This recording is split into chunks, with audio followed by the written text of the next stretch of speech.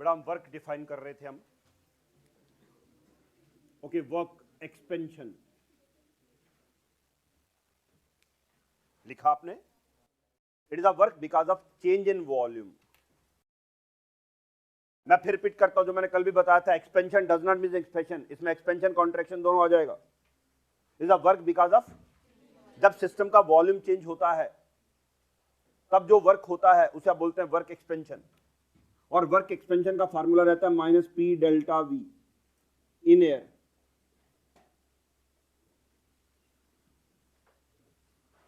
बच्चे कल भी बताया था एयर में प्रेशर कांस्टेंट होता है,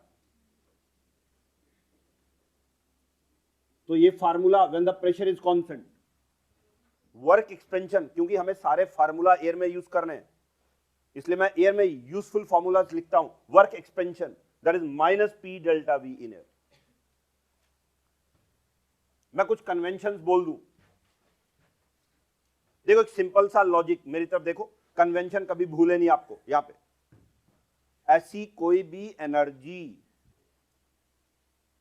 you know work is also energy, है ना, heat is energy, work is energy, enthalpy is energy, internal energy is energy, entropy is energy. मेरी तरफ देखो, ऐसी कोई भी एनर्जी जो सिस्टम में ऐड हो वो आप प्लस लेंगे, ऐड जो हो रही है, और ऐसी कोई भी एनर्जी जो सिस्टम लूज करे उसे आप माइनस में लेंगे। That is a simple explanation. ऐसी कोई भी एनर्जी, मेरी तरफ देखो, जो सिस्टम में ऐड हो वो हम प्लस लेंगे, और जो सिस्टम लूज करेगा वो, हाँ बोर्ड पर देखना, अगर आपको याद है delta H is negative in exothermic, बोलो बच्चे याद है? एक्सो मतलब हीट लॉस्ट या हीट एब्जॉर्ब, हीट लूज हुई ना तभी नेगेटिव आ रहा है। और delta H is positive in बोलो endothermic reaction. No what is the meaning of endothermic? Absorb हो रही है। हाँ देखना, work on the system, work by the system. अब बताओ कौन सा वर्क है जो सिस्टम में ऐड हो रहा है? वर्क ऑन द सिस्टम, तो ये पॉजिटिव होना चाहिए, और work by the system negative होगा। कोई भी सिस्टम, जैसे देखो मैं मान लो चलता हूं तो वर्क कर रहा हूं, बताओ मेरे चलने से मेरे अंदर की एनर्जी कम हो रही है, अंदर का ग्लूकोज ऑक्सीडाइज हो रहा है, तभी मैं चल पा रहा हूं, ठीक है ना। तो मैं वर्क कर रहा हूं तो मेरे अंदर की एनर्जी कम हो रही है। So work by the system is negative, work on the system is positive. Heat supplied to the system is positive, heat lost by the system is negative. Heat supplied to the system, जो system में add हुई वो positive, and heat lost by the system is negative. कहीं side पे लिख लो convention. ऐसी कोई भी एनर्जी जो सिस्टम में ऐड होगी वो पॉजिटिव लेंगे हम, जो सिस्टम लूज करेगा वो नेगेटिव लेंगे। These are the sign conventions we have to use. Energy added in a system is positive, energy lost by a system is negative. ये जो आपके सामने ये नेगेटिव पॉजिटिव नहीं है, ये फार्मूला है, ये वर्क एक्सपेंशन है। और मैंने क्या था एक्सपेंशन में, एक्सपेंशन और देखना बोर्ड पर, work on the system, work by the system. Answer क्या आएगा देखेंगे, बोलो पहला क्या? मेरी तरफ देखो, पिस्टन, बताना ये क्या, वर्क ऑन द सिस्टम या bye the system? On the system. बताओ इसमें वॉल्यूम बढ़ रहा है या कम हो रहा है? वॉल्यूम कम हो रहा है, delta V is negative. Volume कम हो रहा है, मेरी तरफ देखो, यस, डेल्टा वी इज, बोलो negative into negative, answer will be, ठीक है ना। So minus P delta V, since delta V is negative, work is positive. बताओ ठीक किया मैंने? अगर वर्क ऑन द सिस्टम होगा, अगर ये फार्मूला तो ये ना minus P delta we, work on the system delta we negative, तो नेगेटिव इंटू नेगेटिव आंसर क्या आ जाएगा? इसका आंसर अपने आप पॉजिटिव आ जाएगा। अच्छा बताओ ये क्या, ये वर्क, इसमें वॉल्यूम बढ़ा या कम हुआ?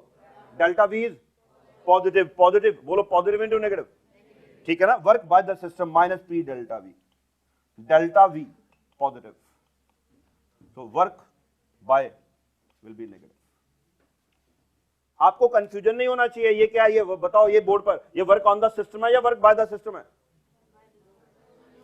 दोनों है ये समझना आपने, ये वर्क ऑन द सिस्टम भी और वर्क, इसका जो आंसर आएगा वहां से पता चलेगा मैं it is work on the system और work by the system. Answer इसका पॉजिटिव आ जाएगा तो हम बोलेंगे वर्क ऑन द सिस्टम, और आंसर नेगेटिव आ जाएगा हम बोलेंगे work by the system.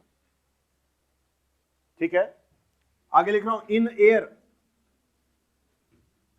For isochoric process. आप बताएंगे what is an isochoric process? Delta V is 0, volume is constant. आपने बता दिया वो प्रोसेस जिसमें वॉल्यूम कांस्टेंट रहता है, डेल्टा V 0 होता है, वॉल्यूम चेंज नहीं होता। इधर देखो, ये क्या है, ये क्या वर्क, ये क्या वर्क, और ये क्या वर्क, और अगर वॉल्यूम कांस्टेंट रहे, ना इंक्रीज ना डिक्रीज, बताओ डेल्टा V क्या लिखा आपने? तो वर्क एक्सपेंशन इज 0। याद रखना, आइसोकोरिक प्रोसेस, बोर्ड पर देखो, बोलो what is an isochoric process, बोलना यहां पे, a process in which volume remains constant, a process in which delta V is, third बोलो, a process in which work expansion is 0 आएगा, a process in which work expansion is 0 is called, that is isochoric process. Isochoric process में volume constant रहता है, work expansion 0 होता है। अब बड़ा एक फार्मूला मैं सीधा ही लिख रहा हूं, वैसे तो फिजिक्स में यूज होता है, केमिस्ट्री में भी कोई एक आध क्वेश्चन के बार मिल जाता है। Work expansion in isothermal and reversible process is equal to -2.303 nRT log V2 by V1। Work expansion in isothermal constant temperature and reversible process. बेटा फिजिक्स में जब आप पढ़ते हैं ना कार्नोट इंजन, वहां हम रिवर्सिबल प्रोसेस के कॉन्सेप्ट को यूज करते हैं। Yes, work expansion is isothermal and reversible process, -2.303 nRT, R constant T temperature, log V2 by V1, या is equal to -2.303 nRT log P1 by P2। लेकिन याद रखिए, इन दोनों फार्मूला में टेम्परेचर कांस्टेंट है, temperature is constant, isothermal process बोला गया। देखो ये P1 V1 is equal to P2 V2, कौन सा लॉ है? Boyle's law. Yes, so P1 by P2 is equal to, इसलिए मैंने V2 by V1 की जगह P1 by P2 लगा दिया वहां, और कोई चेंज नहीं है, दोनों फार्मूला सेम है। तो कांस्टेंट टेम्परेचर पर ratio P1 by P2 is equal to V2 by V1। चलिए नेक्स्ट हेडिंग लिखेंगे आप लोग, फर्स्ट लॉ ऑफ थर्मोडायनेमिक्स।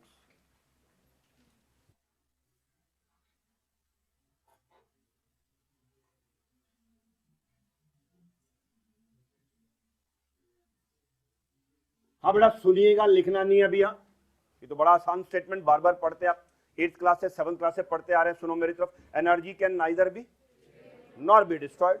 सुनो आगे, if it disappears in one form it will appear in an equal amount in some other form.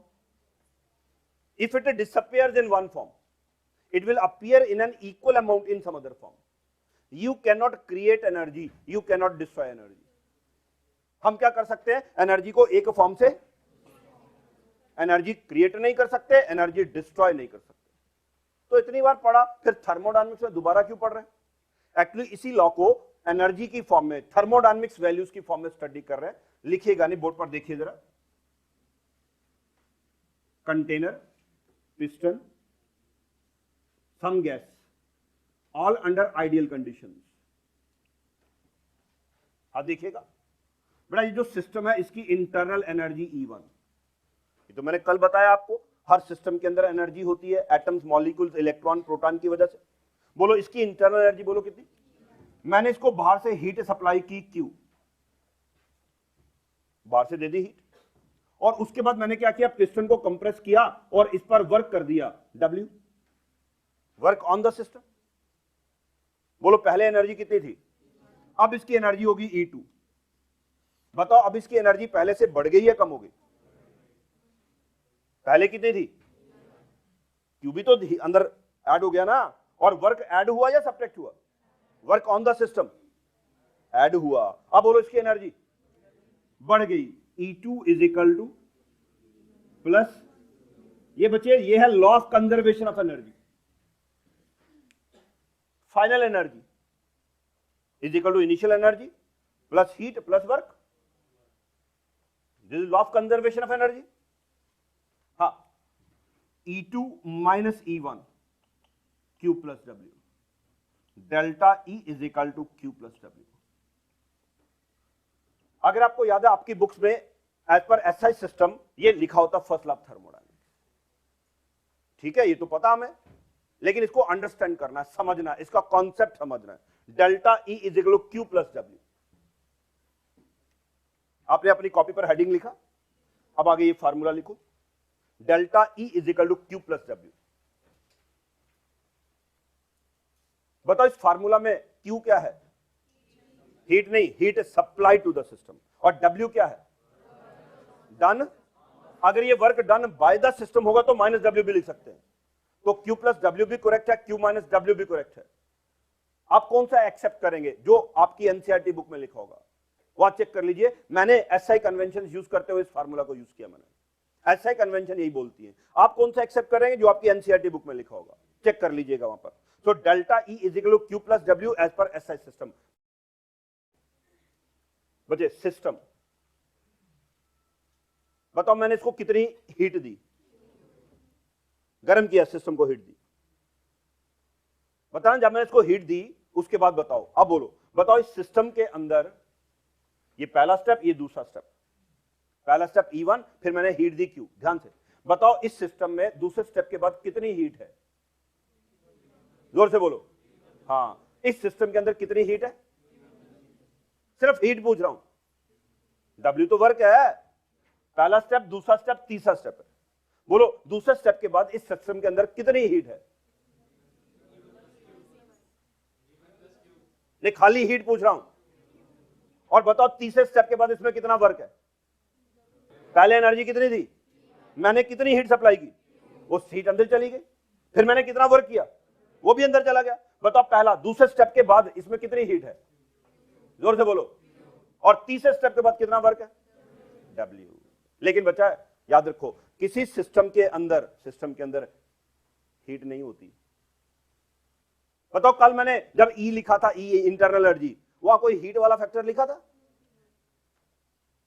Energy because of translation, vibration, rotation, energy because of heat लिखा था क्या? देखो देखो आप क्या बोल रहे हो, हाँ देखना समझना। Pen plastic, hydrocarbon. बड़ा ये पेन शुरू से ऐसा ही था या फैक्ट्री में बनाया गया? राइट। फैक्ट्री में कैसे? प्लास्टिक का दाना था कोई, प्लास्टिक कहीं और मैन्युफैक्चर हुआ, वहां से आया फैक्ट्री में। फैक्ट्री ने क्या किया? उस प्लास्टिक को मेल्ट किया, गर्म किया फर्नेस में। उसके बाद इसके ना पेन के उसने मोल्ड बनाए हुए थे। मोल्ड समझते है ना? Yes, mould. उसने क्या किया? प्लास्टिक को मोल्ड्स में डाला तो पेन की शेप बन गई। फिर उसको ठंडा किया तो ये केस बन गया, बाद में बाकी चीजें लगा दी उसने। आप बताओ जब ये पेन बना इसको हीट किया गया था? अब बोलो, ये तो गर्म ही नहीं है। आपने कहा वो जो हीट किया वो इसके अंदर चला गया, आप कह रहे इसके अंदर क्यों हीट है? अगर इसके अंदर वो वाली हीट होती तो मैं इसको पकड़ ही नहीं पाता। बताओ जब ये पेन बना इसको हीट दी, आज इसमें हीट है? तो याद रखो सिस्टम के अंदर हीट नहीं होती। वो जो हीट आप देते हैं वो सिस्टम के अंदर जाकर सिस्टम की काइनेटिक एनर्जी या पोटेंशियल एनर्जी में कन्वर्ट हो जाती है। जो मैं इसको हीट दूंगा वो हीट मॉलिक्यूल की काइनेटिक एनर्जी बढ़ा देगा, अंदर के बॉन्ड्स का स्टेटस चेंज कर देगा, वो उसकी काइनेटिक और पोटेंशियल एनर्जी में कन्वर्ट हो जाएगा। सिस्टम के अंदर हीट नहीं होती और सिस्टम के अंदर वर्क भी नहीं होता। सिस्टम के अंदर एक ही एनर्जी होती है जिसे आप इंटरनल एनर्जी बोलते हैं। दोबारा बताओ, इधर देखे, बताओ इस सिस्टम के अंदर पहले एनर्जी कितनी थी? मैंने इसको कितनी हीट दी? मैंने इसको कितना वर्क किया? अब बताओ इसके अंदर कितनी हीट है? 0। देने के बाद अंदर हीट नहीं रहती, वो किसमें चेंज हो जाती है? अब बताओ इसके अंदर कितनी हीट है? 0। कितना वर्क है? इसका मतलब हीट और वर्क डिसअपियर हो गया। हीट और वर्क डिसअपेयर हो गया, लेकिन बच्चे डिस्ट्रॉय नहीं हुआ। देखो जितना हीट, जितना वर्क डिसअपेयर हुआ, उतने का उतना इंटरनल एनर्जी में चेंज हुआ। This is the meaning of first law of thermodynamics. तो इस कंटेनर के अंदर हीट और वर्क दोनों डिस्ट्रॉय हो गया, डिस्ट्रॉय नहीं, सॉरी, डिसअपेयर हो गया, लेकिन डिस्ट्रॉय नहीं हुआ। वो डिसअपेयर तो हुआ, लेकिन उतने का उतना देखो किसमें कन्वर्ट हो गया। This is first law of thermodynamics. ठीक है ना, लिखना लिख सकते हैं आप इस लाइन को। Both Q and W have disappeared, but they have appeared equally in the form of delta E.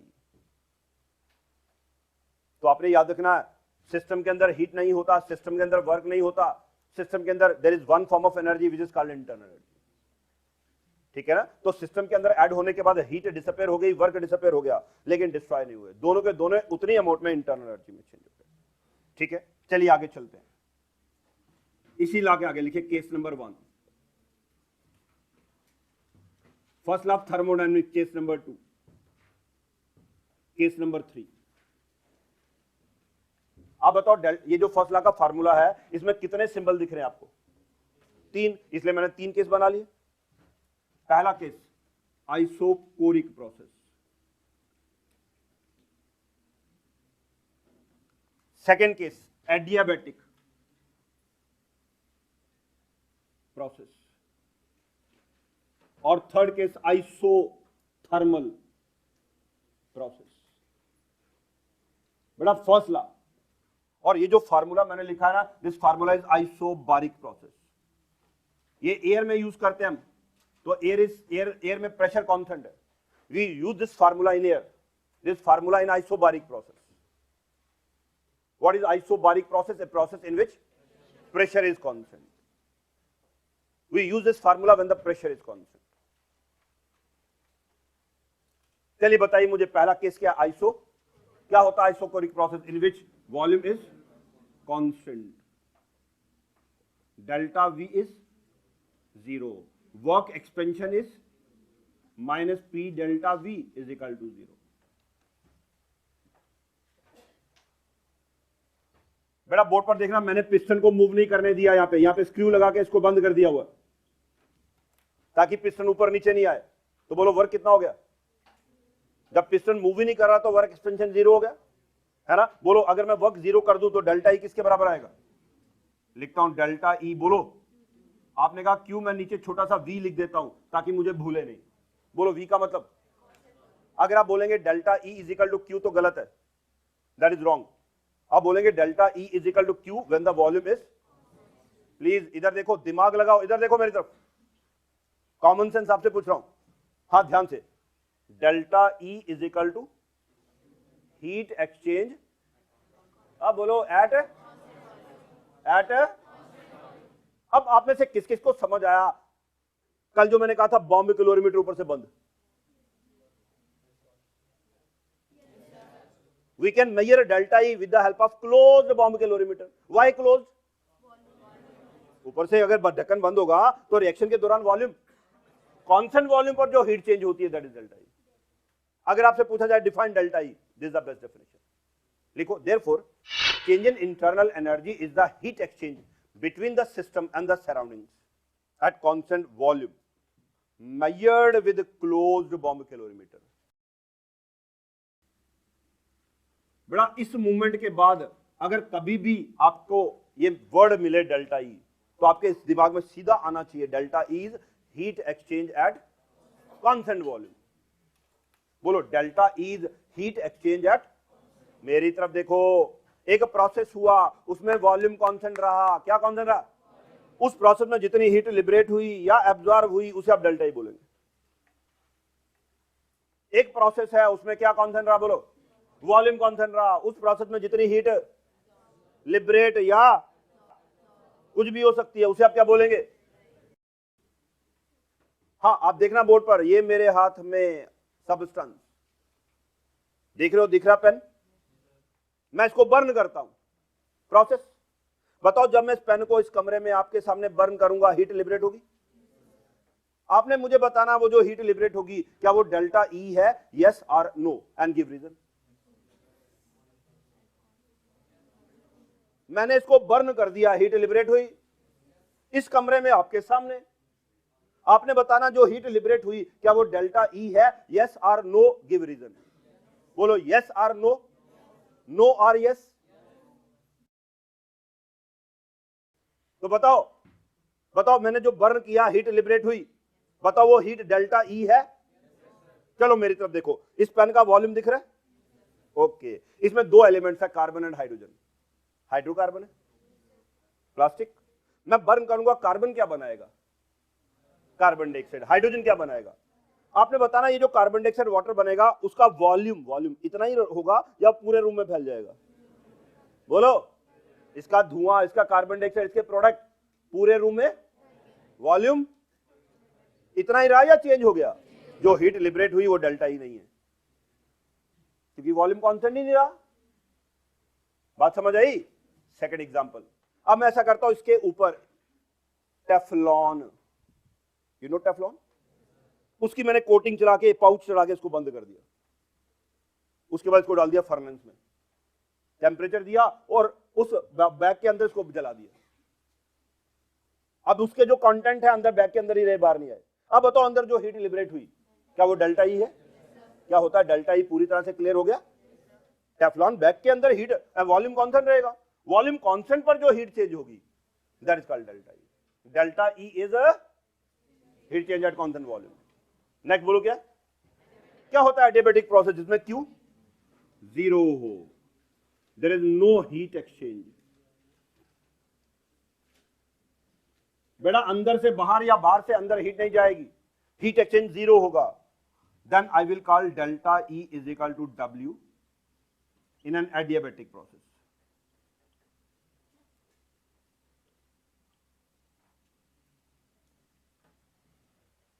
अगर ऑब्जेक्टिव आ जाए which of the following is true in adiabatic process, तो देखो ट्रू बोलो, number 1 Q is there is no, और third part delta E is equal to, adiabatic process में delta E work के बराबर आ जाता है, वर्क एक्सचेंज के बराबर। It may be work on the system, it may be work by the system. और third बोलो कौन सा process? What is isothermal process? When temperature remains, temperature is constant, delta T is zero, energy is constant, delta E is zero. ये जो last वाले दो point है ये आपके लिए नए हो सकते हैं, सोचो जरा इन पर, कल ही बता चुका हूं मैं। बताओ इंटरनल एनर्जी सिर्फ एक फैक्टर पर डिपेंड करती है, टेम्परेचर, है ना। मोनो एटॉमिक गैस का फार्मूला भी लिखा था 3/2 R कांस्टेंट, आगे T सिर्फ टेम्परेचर पे, और अगर टेम्परेचर कांस्टेंट है तो एनर्जी डेल्टा इज जीरो। याद रखो आइसोथर्मल प्रोसेस में सिस्टम की एनर्जी कांस्टेंट रहती है। अगर कोई भी प्रोसेस आइसोथर्मल होगा, मेरी तरफ देखो, एक गैस क्वेश्चन एक्सपैंड की, बताओ उसकी एनर्जी बढ़ेगी कम होगी? गैस एक्सपैंड की, बताओ गैस ने वर्क किया या वर्क हुआ गैस के ऊपर? गैस ने वर्क किया, उसकी एनर्जी हाँ कम होगी। गैस एक्सपैंड की तो उसने वर्क किया ना, है ना। लेकिन अगर लिखा जाए गैस एक्सपैंड की आइसोथर्मल कंडीशन में, तो आप बोलेंगे उसकी एनर्जी कांस्टेंट रहेगी। गैस एक्सपैंड की कौन सी कंडीशन में? गैस कॉन्ट्रैक्ट की कौन सी कंडीशन में? तो उसकी एनर्जी कांस्टेंट रहेगी। देखो एनर्जी अगर कांस्टेंट रहेगी तो मैं लिखूंगा Q plus W is equal to Q is equal to minus W, W is equal to minus Q। ये ऑब्जेक्टिव क्वेश्चन आगे आइसोथर्मल प्रोसेस के लिए। Which of the following is true in isothermal process? Temperature is constant, delta T zero, energy is constant, delta E zero, Q plus W is zero, Q is equal to minus W, W is equal to minus Q। ये समझ गए सारे point isothermal के लिए। और last में लिख लो एक line, when an ideal gas expands और contracts in isothermal conditions, its internal energy remains constant. Bracket में लिख लीजिए, वेरी इंपॉर्टेंट। चलिए बच्चे नेक्स्ट डिस्कशन है एंथैल्पी। इसका सिंबल है H।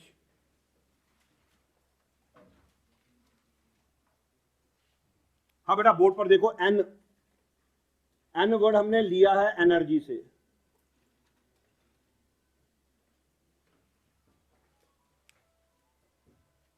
ठीक है, ओके बेटा, एन वर्ड से आपको समझ जाना चाहिए enthalpy is a form of energy.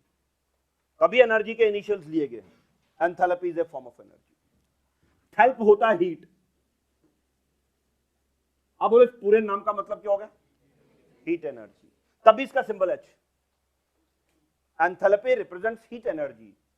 Heat energy है ना, हीट, इसलिए इसका सिंबल एच। लिखो एक line, it is the energy of a system with respect to the surroundings. ये तो वही है जो इंटरनल एनर्जी है, जो इंटरनल एनर्जी पढ़ा हमने। फर्क यह है कि इंटरनल एनर्जी सराउंडिंग पर डिपेंड और एंथैल्पी सराउंडिंग पर डिपेंड करती है। चलिए इधर देखिए, अभी मैं ऐसे बोलूंगा, ये जो पेन है ना, मैंने हवा में रखा पेन और पानी में डाल दिया पेन, वह बीकर में पानी है। बेटा इसकी इंटरनल एनर्जी हवा में और पानी में बराबर है। इंटरनल एनर्जी कांस्टेंट रहती है। बेटा एयर और वाटर का टेम्परेचर तो सेम ही होगा ना, तो इसकी इंटरनल एनर्जी एयर में और वाटर में, लेकिन इसकी एंथैल्पी एयर और वाटर में कांस्टेंट नहीं होगी। वाटर में अलग होगी, एयर में अलग होगी, क्योंकि एंथैल्पी सराउंडिंग पे डिपेंड करती है। यहां इसका सराउंडिंग एयर है, वहां इसका सराउंडिंग वाटर है।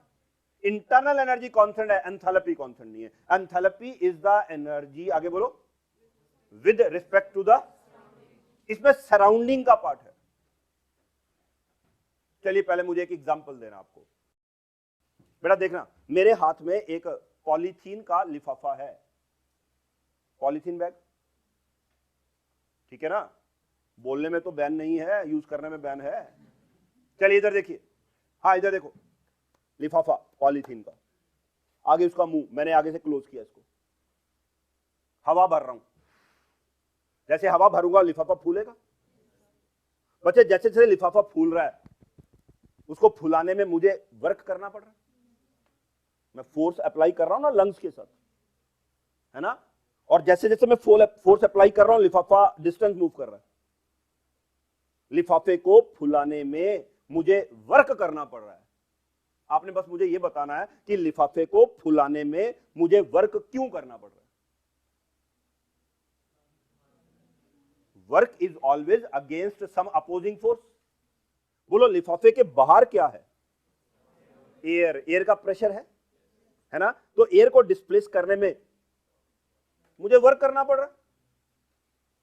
बोलिए, है ना। लिफाफे के बाद एयर है, वो प्रेशर अप्लाई कर रही है, फोर्स अप्लाई कर रही है। उस फोर्स के अगेंस्ट मुझे फोर्स अप्लाई करनी है। एयर के प्रेशर के ज्यादा प्रेशर या फोर्स में अप्लाई करूंगा तभी लिफाफा फूलेगा। तो लिफाफे को फुलाने में we have to do some work, ठीक है। बस यही बात समझानी थी मुझे। इधर देखो, अब बताओ, ये ऑब्जेक्ट, बताओ इसका वॉल्यूम है, बोलो बेटा। यस, अगर यह पेन नहीं है तो क्या है? एयर है। क्या मैं ये मानूं कि ये पेन जो है इसने एयर को डिस्प्लेस किया हुआ है? बोलो, इसका मतलब इस पेन ने एयर के अगेंस्ट कुछ वर्क किया। इस पेन की कुछ एनर्जी एयर को डिस्प्लेस करने में यूज हो चुकी है। बोलो बेटा, इस पेन के अंदर की energy E plus work on surrounding to occupy once volume, दोनों को अगर मैं ऐड करूं तो होता है एंथैल्पी। लिखना नहीं अभी जरा। बोलो एंथैल्पी में कौन कौन से दो फैक्टर आते हैं? एक तो इंटरनल एनर्जी जो कल पढ़ा था, plus work the body has done against surrounding to occupy. हर बॉडी का कोई ना कोई वॉल्यूम होता है। वो वॉल्यूम हमारे प्लेनेट के ऊपर उस बॉडी ने एयर को डिस्प्लेस करके ऑक्यूपाई किया। तो बच्चे, उस बॉडी ने एयर के अगेंस्ट कुछ वर्क किया है। वर्क मतलब एनर्जी। तो उस बॉडी की कुछ एनर्जी यूज हो चुकी है। अगर आप उसकी इंटरनल एनर्जी प्लस वो एनर्जी जो वो यूज कर चुका है अपना वॉल्यूम ऑक्यूपाई करने में ऐड करें, that will give you enthalpy. अच्छा बताओ, एयर ज्यादा डेंसर है या वाटर ज्यादा डेंसर है? तो बताओ, ये पेन एयर के अगेंस्ट ज्यादा वर्क करेगा या वाटर के अगेंस्ट? समझ आ गया आपको? ये वर्क वाटर में बढ़ जाएगा, तो पेन की एंथैल्पी वाटर में ज्यादा होगी, एयर में कम होगी, ठीक है। अच्छा, मैं ऐसा करता हूं, इस पेन को मून पे ले जाता हूं। बताओ, मून पर एयर है, वर्क की वैल्यू 0, अपोजिंग फोर्स ही नहीं है, then H is equal to. बेटा अगर आप मून पर रहते तो आपको एंथैल्पी पढ़ना ही नहीं पड़ता, क्योंकि एंथैल्पी और इंटरनल एनर्जी फिर सेम होता, क्योंकि वर्क अगेंस्ट सराउंडिंग जीरो हो जाता, तो एंथैल्पी सराउंडिंग के साथ साथ चेंज हो रहा है।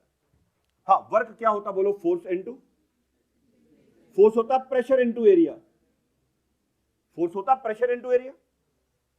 प्रेशर क्या होता? Force per unit area, force per unit area, तो वहां से आपने निकाल लिया force is pressure into area. अब बोलो एरिया इनटू डिस्टेंस क्या होता? वॉल्यूम। तो H is equal to E plus PV। You will find this formula in the books, लिखिए अपनी कॉपी पर। H is equal to E plus work on surrounding and work on surrounding to occupy one's volume, that is PV। बड़ा ये याद रखना आपने, PV क्या होता है? What is PV? It is work। PV is work। जो वर्क की डायमेंशंस होगी वही PV की डायमेंशंस होगी। It's the work on surrounding to occupy one's volume। चलिए आगे चलते हैं। बोलो ये कौन है? क्या आपको याद है एब्सोल्यूट E की वैल्यू कैलकुलेट? अगर E कैलकुलेट नहीं कर पाते तो H कहां कैलकुलेट कर पाएंगे? E जब पता नहीं होगा तो H कहां से निकलेगा? लिखिए absolute enthalpy. Absolute enthalpy of a system can not be calculated. बेटा किसी भी सिस्टम की एब्सोल्यूट एंथैल्पी H कैलकुलेट नहीं कर सकते, लेकिन मैंने मोनोएटॉमिक गैस के लिए तो फार्मूला लिखा था, तो यहां लिखता हूं absolute enthalpy of monoatomic gas.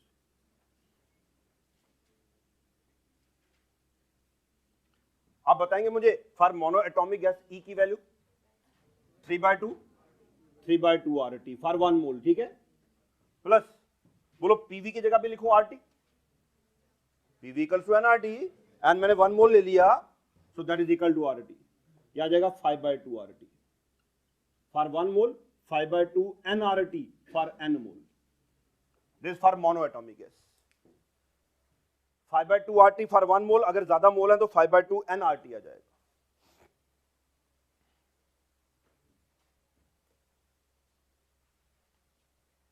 चलिए यहां वापस आते हैं।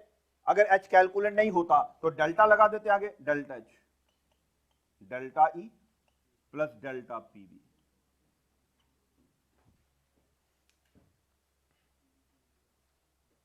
अब आपने मुझे बताना P और V इन दोनों में से एयर में हम किसे कांस्टेंट लेते हैं? तो हमें फार्मूला एयर में यूज करना, delta H constant pressure, it is delta E plus P delta V। We will use this formula in air. ये फार्मूला कांस्टेंट प्रेशर पर होता है, एयर में यूज करते हैं। अगर वॉल्यूम कांस्टेंट होगा तब ये फार्मूला नहीं होगा, तब हो जाएगा V डेल्टा P। और अगर दोनों में से कोई भी कांस्टेंट नहीं है, delta H is delta E, तो आप लिखते हैं P delta V plus V delta P। एक बार प्रेशर कांस्टेंट लिया P डेल्टा V, एक बार वॉल्यूम कांस्टेंट ले लिया V डेल्टा P, ठीक है ना? लेकिन एयर में हम ये फार्मूला यूज करेंगे, delta H at constant pressure is delta E plus P delta. बेटा H को तो हमने डिफाइन किया अभी, अब डेल्टा H को भी डिफाइन करना, तो लिखो आगे डेफिनेशन ऑफ डेल्टा H। आगे लिख लो in air, delta H at constant pressure that is delta E plus P delta V। Next step, Q plus W plus P delta V। बेटा मैंने फर्स्ट लॉ थर्मोडायनेमिक्स लगा दिया, in place of delta it is Q plus W। और बताएंगे air में W work का formula क्या लिखा था आपने? Q minus P delta V plus P delta V। और याद रखना इस सारे प्रोसेस में मैं प्रेशर कांस्टेंट ले रहा हूं, तो minus P delta V plus P delta V cancel कर दिया, लास्ट में लिख लो delta H is equal to, लेकिन बताओ इस सारे प्रोसेस में क्या कांस्टेंट है? तो यहां Q के नीचे P लिख देता हूं, इधर लिखे वहां लिखे, क्या फर्क पड़ता है? ये हमें बताना प्रेशर कांस्टेंट है। ये आ गई डेल्टा H की डेफिनेशन एयर में। बोलो क्या होता है? Delta H is equal to heat exchange, आगे बोलो एट कांस्टेंट। अब बताओ बॉम्ब कैलोरीमीटर ऊपर से ओपन क्यों था? आ गया समझ? अगर बॉम्ब कैलोरीमीटर प्रोसेस के दोनों ऊपर रखेंगे तो प्रेशर कांस्टेंट रहेगा, प्रेशर कांस्टेंट रहेगा, जो हीट मेजर करेंगे वो क्या आएगा? बताओ बताओ मेरी तरफ देखकर, एयर में क्या कांस्टेंट होता है, प्रेशर या वॉल्यूम? तो एयर में जो भी हीट लिबरेट या एब्जॉर्ब होती है उसे आप डेल्टा एच बोलते हैं। मैंने कहा था पेन को बर्न किया, जब बर्न किया प्रेशर कांस्टेंट रहा ना, तो जो हीट लिबरेट हुई उसे आप डेल्टा एच बोले।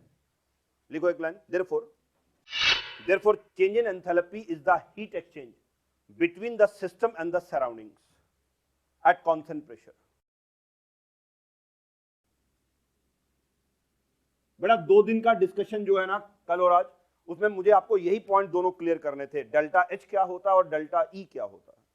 आगे चल के इनको बार बार यूज करेंगे। बोलो डेल्टा ई क्या होता है, हीट एक्सचेंज एट, और डेल्टा एच क्या होता है? बताओ इन दोनों में से एयर में हम किसे यूज करते हैं? क्यों? किसी भी प्रोसेस में एयर में जो हीट लिबरेट या एब्जॉर्ब होती है उसे आप डेल्टा एच बोलते हैं, एंथैल्पी बोलते हैं। देखो मैंने आइस को मेल्ट किया, यहां आपके सामने हीट एब्जॉर्ब हुई, मैं उसे बोलूंगा enthalpy of fusion of ice. Internal energy नहीं बोलूंगा, क्या बोलूंगा? क्योंकि एयर में मैंने वाटर को कन्वर्ट किया वेपर में, हीट एब्जॉर्ब हुई, अब मैं बोलूंगा enthalpy of vaporisation of water. मैंने आयोडीन को हीट किया, उसके सीधा वेपर बन गए सॉलिड से, फिर हीट एब्जॉर्ब हुई, मैं बोलूंगा enthalpy of sublimation of iodine. मैंने इस पेन को बर्न किया, हीट लिबरेट हुई, मैं बोलूंगा enthalpy of combustion of pen.